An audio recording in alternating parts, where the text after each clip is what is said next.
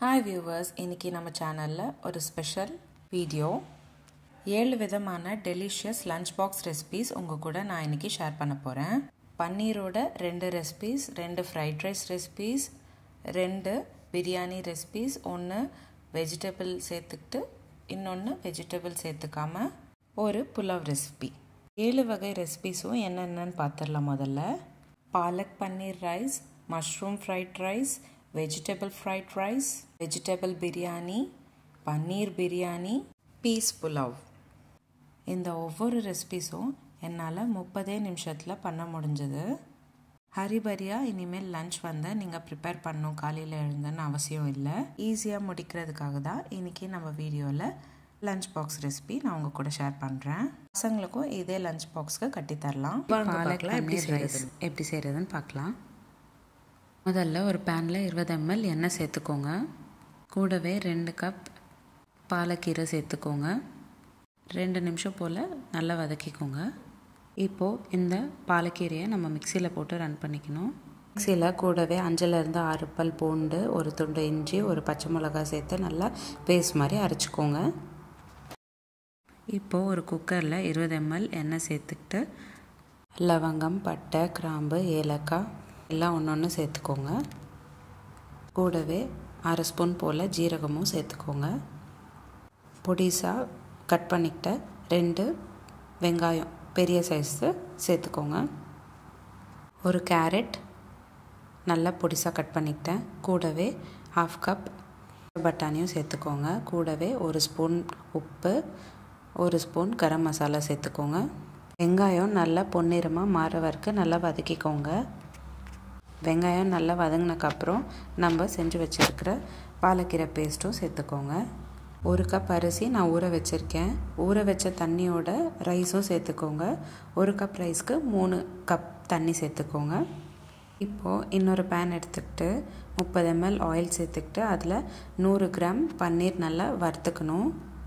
பன்னீர் சேர்த்தக்கப்புறம் 1/2 spoon காரத்தூள், 1/4 spoon உப்பு சேர்த்துக்கிட்டு நல்லா வதக்கிக்கோங்க. 2 நிமிஷம் வதக்கினதுக்கப்புறம் இந்த மாதிரி இருக்கும் பன்னீர். வதக்கின பன்னீர் இப்போ நம்ம கொதிக்கிற சாப்பாடில் சேர்த்துக்கணும். ஒரு 2 நிமிஷம் போல் பன்னீரும் கொதிக்க வச்சுட்டு 3 விசிலுக்கு வேக வச்சுக்கோங்க. ஸ்லோ ஃப்ளேம்லேயே வேக வச்சுக்கோங்க. அவ்வளோதான், பன்னீர் பாலக் ரைஸ் ரெடி ஆயிடுச்சு. Restaurant style mushroom fried rice எப்படி பண்ணலான்னு பார்க்கலாம். இந்த ஃப்ரைட் ரைஸ் பண்ணுறதுக்கு எந்த சாஸும் யூஸ் பண்ணாமல் பண்ணியிருக்கேன். வாங்க பார்க்கலாம் எப்படி பண்ணுறதுன்னு. ஒரு பேனில் 20 ml ஆயில் சேர்த்துக்கோங்க. கூடவே பொடிசாக கட் பண்ண வெங்காயம் சேர்த்துக்கோங்க. நான் ஸ்ப்ரிங் ஆனியனில் இருக்கிற வெங்காயம் சேர்த்துக்கிட்டேன். 3லேருந்து 4 பல் பூண்டு நல்ல பொடிசாக கட் பண்ணி அதையும் சேர்த்துக்கோங்க. 2 நிமிஷம் போல் நல்லா வதக்கிக்கோங்க. மஞ்சள், சிவப்பு, பச்சை, குடமிளகாவும் சேர்த்துக்கிறேன். நான் எல்லாமே சேர்ந்து ஒரு 1/2 கப் போல் சேர்த்துக்கிறேன். 2 நிமிஷம் போல் நல்லா வதக்கிக்கோங்க. ரெசிபி பசங்க ரொம்ப விரும்பி சாப்பிடுவாங்க. எப்போவுமே ஃப்ரைட் ரைஸ்க்கு கொஞ்சம் காய் நல்லா அதிகமாக சேர்த்துக்கிட்டிங்கன்னா அது ஒரு தனி டேஸ்ட். இப்போது நான் பொடிசாக கட் பண்ணிக்கிட்ட மஷ்ரூம்ஸ் 1/2 கப் போல் சேர்த்துக்கிறேன். மஷ்ரூம்ஸ் எல்லாம் சேர்த்தக்கப்புறம் ஒரு 2 நிமிஷம் போல் நல்லா வதக்கிக்கோங்க. உங்கள் வீட்டில் பசங்க இருக்காங்க, அவங்க வந்து காய் சாப்பிட்றதுக்கு ஹெசிடேட் பண்ணுறாங்க அப்படின்னா இது பண்ணித்தாங்க, தாராளமாக விரும்பி சாப்பிடுவாங்க. மஷ்ரூம்ஸ் எல்லாம் நல்லா வதங்கினக்கப்புறம் 1/2 ஸ்பூன் உப்பு சேர்த்துக்கோங்க. கூடவே 1/2 ஸ்பூன் மிளகுத்தூள். உங்களுக்கு கொஞ்சம் ஸ்பைஸியாக வேணும் அப்படின்னு நினச்சிங்கன்னா அதுக்கேற்ற மாதிரி மிளகுத்தூள் சேர்த்துக்கோங்க. ஒரு 2 நிமிஷம் போல் வதக்கிட்டு 1 கப் வேக வச்ச ரைஸ் சேர்த்துக்கோங்க. கொஞ்சம் ரைஸ் உதிரியாக இருக்கிற மாதிரி பார்த்துக்கோங்க, அப்போ தான் ஃப்ரைட் ரைஸ் நல்லாயிருக்கும். கூடவே பொடிசாக கட் பண்ணிக்கிட்ட ஸ்ப்ரிங் ஆனியன் சேர்த்துக்கிட்டு நல்லா கலந்துக்கோங்க. அவ்வளோதான், 10 நிமிஷத்தில் சிம்பிள் அண்ட் ஈஸியான மஷ்ரூம் ஃப்ரைட் ரைஸ் ரெடி ஆயிடுச்சு. ரெஸ்டாரண்ட் ஸ்டைலில் சீஸ் வெஜிடபிள் ஃப்ரைட் ரைஸ் எப்படி பண்ணலான்னு பார்க்கலாம் வாங்க. முதல்ல ஃப்ரைட் ரைஸ்க்கு சாஸ் செய்யலாம். ஒரு மிக்ஸி ஜாரில் 5லேருந்து 6 காஞ்ச மிளகா தண்ணியில் ஊற வச்சதை சேர்த்துக்கோங்க. கூடவே 5லேருந்து 6 பூண்டு பல் சேர்த்துக்கோங்க. நல்லா பேஸ்ட்டாக அரைச்சிக்கோங்க. அவ்வளோதான், நம்ம ரெட் சில்லி சாஸ் ரெடி ஆயிடுச்சு. அடுத்து ஒரு கடாயில் 30 ml எண்ணெய் சேர்த்துக்கிட்டு கூடவே ஸ்ப்ரிங் ஆனியனில் இருக்கிற வெங்காயம் 1/4 கப் சேர்த்துக்கோங்க. பொடிசாக கட் பண்ணிக்கிட்ட பூண்டு பல்லும் சேர்த்துக்கோங்க. கூடவே கலர்ட் குடமிளகா 1/4 கப் சேர்த்துக்கோங்க. நல்லா 2 நிமிஷம் போல் வதக்கிக்கோங்க. 1/2 ஸ்பூன் போல் சர்க்கரை சேர்த்துக்கோங்க. ஏன் சர்க்கரை சேர்க்குறோம் அப்படின்னா காய்கறிலாம் அதோட கலர் மாறாமல் அப்படியே இருக்கும். குடமிளகா நல்லா வதங்கினதுக்கப்புறம் 1/4 கப் கேபேஜ் சேர்த்துக்கோங்க. 2 நிமிஷம் போல் கேபேஜ் நல்லா வதக்கிக்கோங்க. அடுத்து 1/4 கப் போல் கேரட் பீன்ஸ் பொடிசாக கட் பண்ணிக்கிட்டதும் சேர்த்துக்கோங்க. கேரட் பீன்ஸ் ரெண்டும் சேர்ந்து 1/4 கப் போதும். கூடவே 10 கிராம் போல் பச்சை பட்டாணியும் சேர்த்துக்கிட்டேன். நல்லா ஒரு 2 நிமிஷம் போல் எல்லாமே வதக்கிக்கோங்க. நான் இன்றைக்கி 1 கப் ரைஸ்க்கு 1 கப் காய்கறி வர மாதிரி பார்த்துக்கிட்டேன். கூடவே 1/2 ஸ்பூன் உப்பும் சேர்த்துக்கிட்டு 1/4 ஸ்பூன் நம்ம செஞ்சு வச்சுருக்கிற சில்லி சாஸ், 1/2 ஸ்பூன் மிளகுத்தூள் எல்லாம் சேர்த்துக்கிட்டு கூடவே 1 ஸ்பூன் அளவுக்கு சோயா சாஸ் 2 ஸ்பூன் தண்ணியில் கலந்ததும் சேர்த்துக்கோங்க. எல்லா சாஸும் சேர்த்தக்கப்புறம் நல்லா ஒரு வாட்டி வதக்கிக்கோங்க. உங்களுக்கு ஃப்ரைட் ரைஸ் கொஞ்சம் ஸ்பைஸியாக வேணும்னு நினச்சிங்கன்னா ரெட் சில்லி சாஸ் அதுக்கேற்ற மாதிரி ஆட் பண்ணிக்கோங்க. இப்போது 50 கிராம் போல் பன்னீர் நல்லா க்ரஷ் பண்ணிவிட்டு சேர்த்துக்கிட்டேன். கூடவே 25 கிராம் போல் க்ரீம் சீஸ் சேர்த்துக்கிட்டேன்.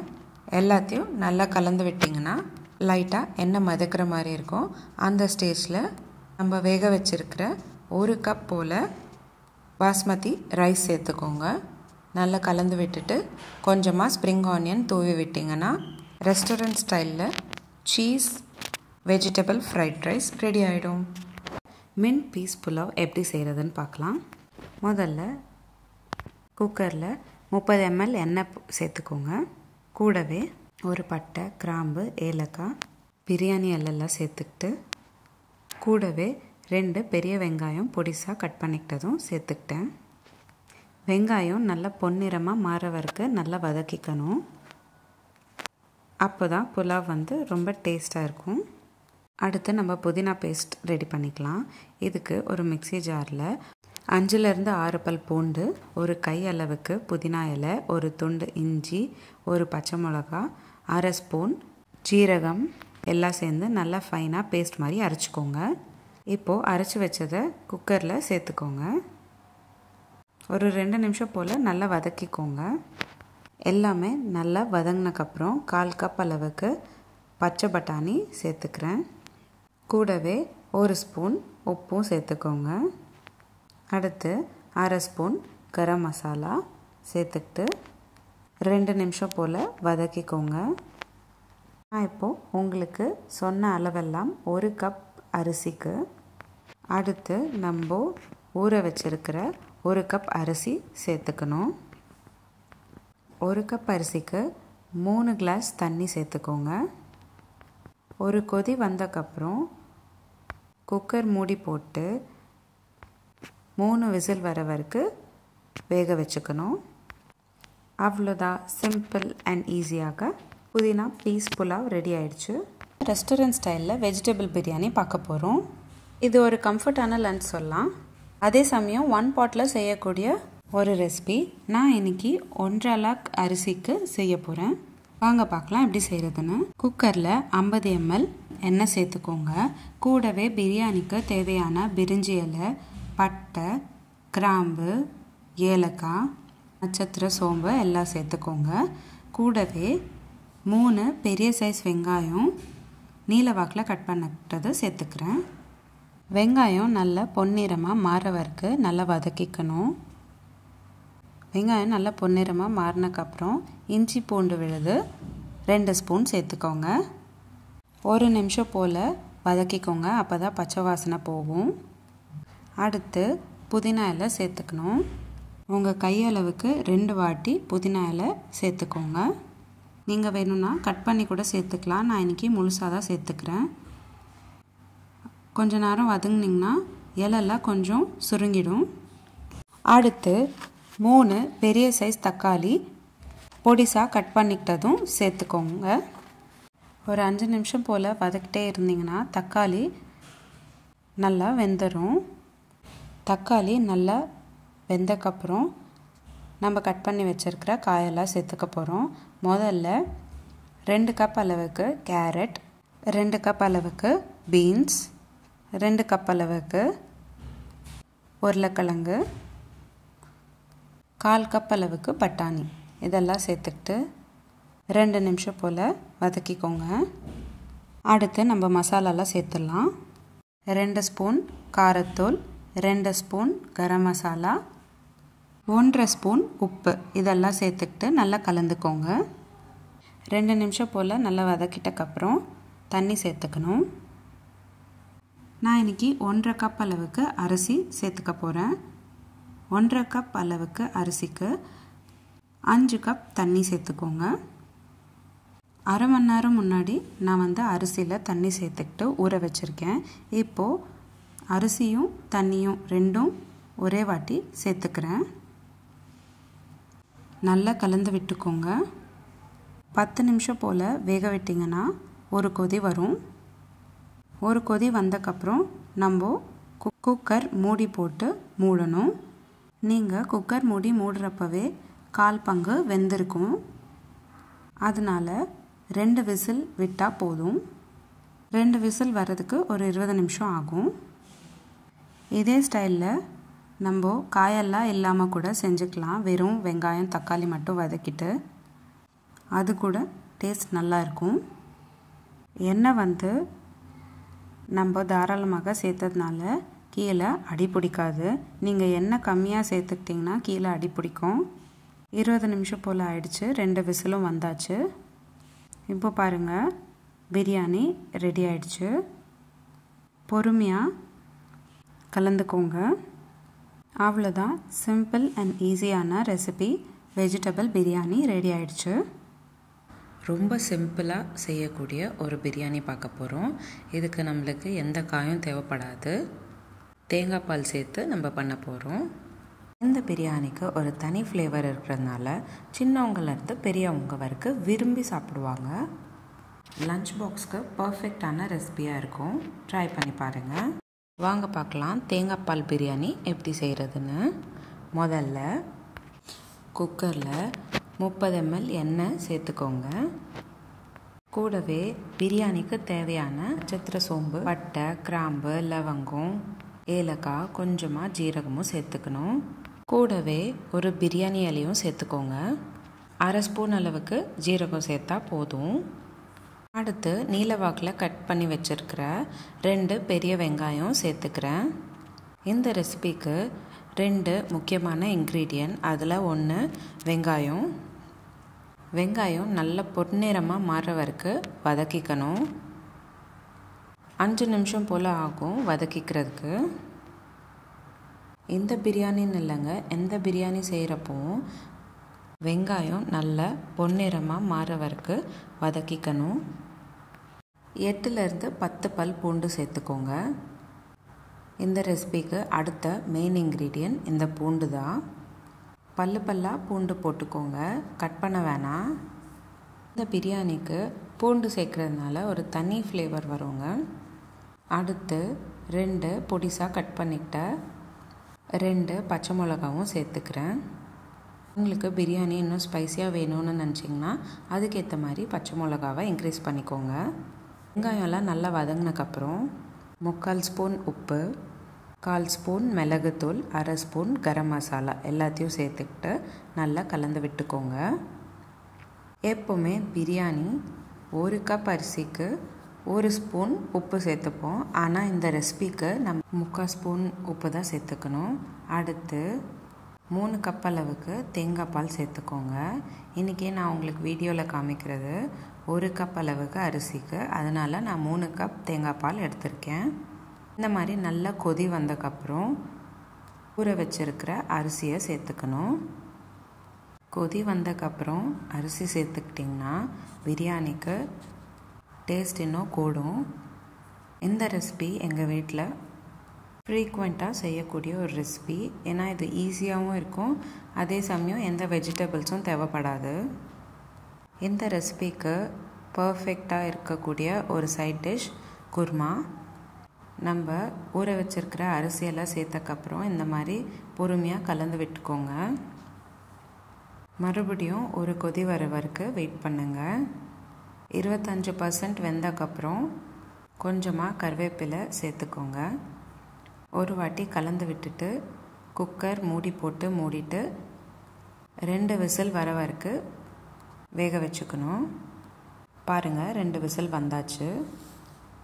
அவ்வளோதான், சிம்பிள் அண்ட் ஈஸியான தேங்காய் பால் பிரியாணி ரெடி ஆகிடுச்சு. பன்னீர் பிரியாணி எப்படி செய்கிறதுன்னு பார்க்கலாம். சின்னவங்கலேருந்து பெரியவங்க வரைக்கும் விரும்பி சாப்பிட்ற ஒரு லன்ச் ரெசிபி அப்படின்னு சொல்லலாம். பிரியாணின்னு சொன்னால் எல்லாருக்கும் பிடிக்கும். அதனால் ஒரு வாட்டி இந்த ரெசிபி ட்ரை பண்ணி பாருங்கள். இந்த பிரியாணி ரெசிபி செய்கிறதுக்கு உங்களுக்கு எந்த வகையான காயும் தேவைப்படாது. அங்கே பார்க்கலாம் எப்படி செய்கிறதுன்னு. முதல்ல ஒரு குக்கரில் 50 ml போல் எண்ணெய் சேர்த்துக்கிட்டு கூடவே பட்டை, கிராம்பு, பிரியாணி இலை, நட்சத்திர சோம்பு, 2 ஏலக்காய் எல்லாம் சேர்த்துக்கிட்டு கூடவே 3 மீடியம் சைஸ் வெங்காயம் நீல வாக்கில் கட் பண்ணிக்கிட்டதும் சேர்த்துக்கிறேன். வெங்காயம் நல்லா வதங்குறதுக்குள்ளே நம்ம இஞ்சி பூண்டு விழுது ரெடி பண்ணிக்கலாம். ஒரு மிக்ஸி ஜாரில் 10லேருந்து 15 பல்லு பூண்டு, ஒரு துண்டு இஞ்சி சேர்த்துக்கிட்டு நல்லா பேஸ்ட்டாக அரைச்சிக்கோங்க. அடுத்து புதினா பேஸ்ட்டும் செஞ்சுக்கலாம். 2 கைப்பிடி அளவுக்கு புதினாவை நல்லா பேஸ்ட்டாக அரைச்சிக்கோங்க. இப்போது வெங்காயம்லாம் நல்லா வதங்கிடுச்சு. அடுத்து நம்ம செஞ்சு வச்சுருக்கிற இஞ்சி பூண்டு விழுது சேர்த்துக்கிட்டு பச்சை வாசனை போகிற வரைக்கும் நல்லா கலந்து விட்டுக்கிட்டே இருக்கணும். அடுத்து நம்ம செஞ்சு வச்சுருக்கிற புதினா பேஸ்ட் தண்ணி சேர்க்காம அரைச்சி வச்சுருக்கிறதும் நம்ம சேர்த்து 2 நிமிஷம் போல் கலந்து விட்டுக்கிட்டே இருங்க.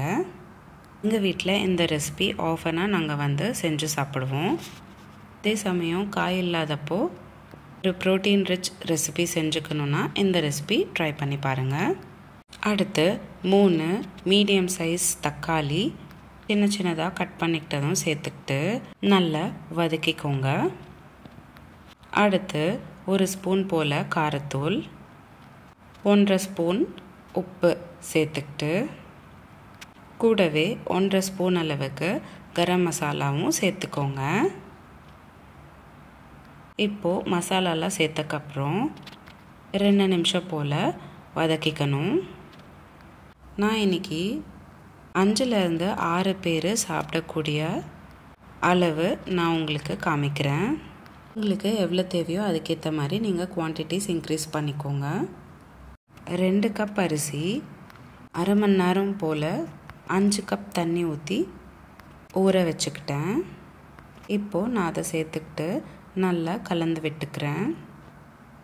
15 நிமிஷம் போல் வேக வச்சுக்கிட்டிங்கன்னா முக்கால்வாசி அளவுக்கு சாப்பாடு வெந்துடும். இந்த ஸ்டேஜில் 250 கிராம் போல் பன்னீர் உங்களுக்கு எந்த சைஸ் வேணுமோ அந்த மாதிரி கட் பண்ணிக்கிட்டு சேர்த்துக்கோங்க. நல்லா ஒரு கொதி வந்தக்கப்புறம் ஒரு வாட்டி கலந்து விட்டுட்டு குக்கர் மூடி போட்டுக்கிட்டு 2 விசில் போல் வர வரைக்கும் வேக வச்சுக்கணும். அவ்வளோதான், பன்னீர் பிரியாணி ரெடி ஆகிடும். இந்த பன்னீர் பிரியாணி செய்கிறதுக்கு வெறும் 30 நிமிஷம் தான் உங்களுக்கு தேவைப்படும். உங்களுக்கு இந்த வீடியோ பிடிச்சிருந்தா லைக் பண்ணுங்கள், ஷேர் பண்ணுங்கள். எந்த ரெசிபி உங்களுக்கு ரொம்ப பிடிச்சிருந்ததுன்னு எனக்கு கமெண்ட் பாக்ஸில் கமெண்ட் பண்ணுங்கள். நீங்கள் ஏதாச்சும் ரெசிபி ட்ரை பண்ணிங்கன்னா எனக்கு கமெண்ட் பாக்ஸில் அதுவும் எனக்கு கமெண்ட் பண்ணுங்கள். இதே மாதிரி டெய்லி ஒரு ரெசிபி பார்க்குறதுக்கு என்னோடய சேனல் சப்ஸ்கிரைப் பண்ணிக்கோங்க. மீண்டும் சந்திப்போம் ஒரு சுவையான ரெசிபியுடன். தேங்க்யூ.